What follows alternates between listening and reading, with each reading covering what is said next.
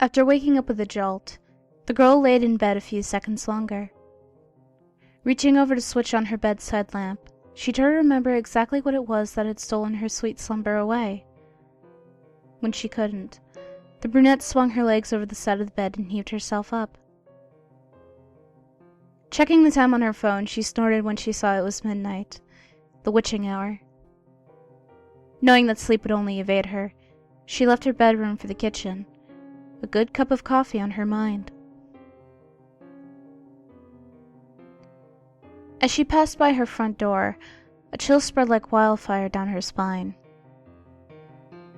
It's only winter, she told herself, focusing again on the coffee plant.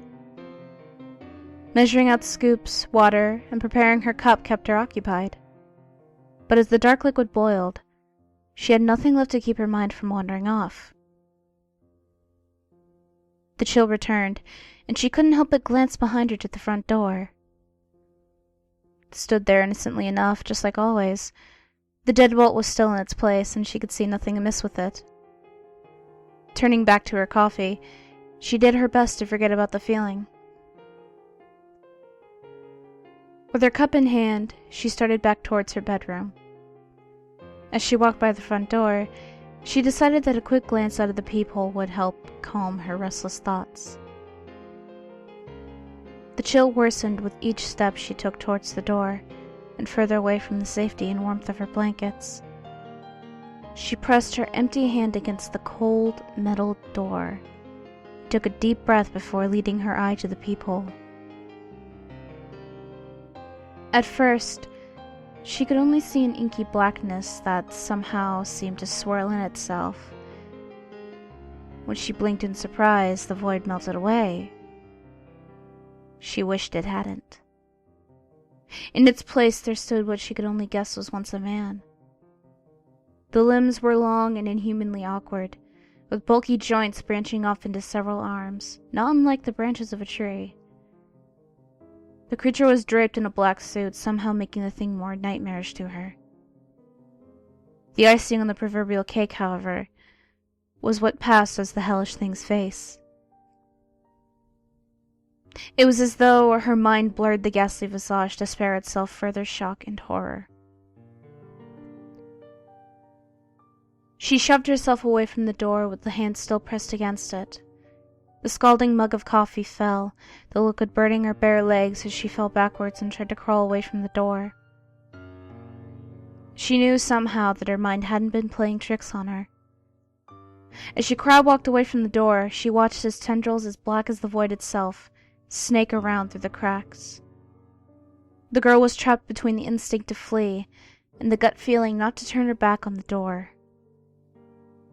When the door jolted, the urge to flee overcame her, and she slipped in the burning liquid as she tried to make it back to her room.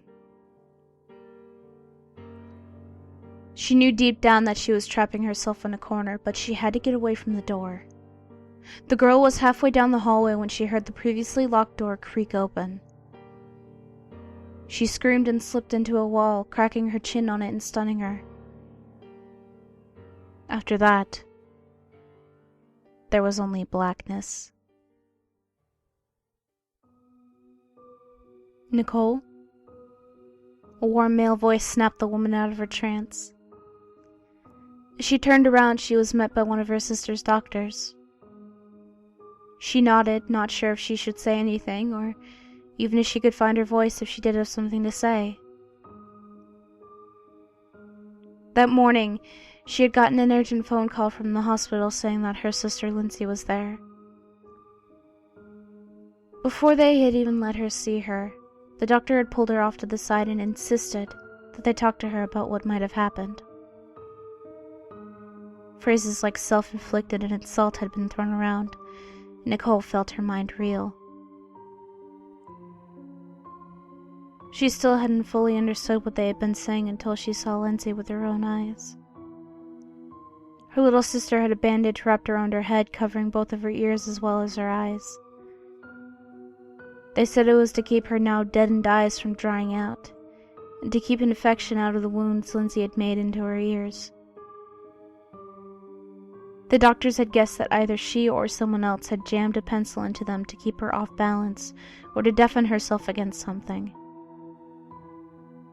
There was the mix of first and second degree burns on her hands, legs, and feet, from what was assumed to be the coffee her neighbors found slipped all over the entry to her apartment. As Nicole walked into her sister's hospital room the first time, she thought she had spied the silhouette of a man in the window. Well, that, she knew, was impossible. Her sister's room was on the third story of the hospital.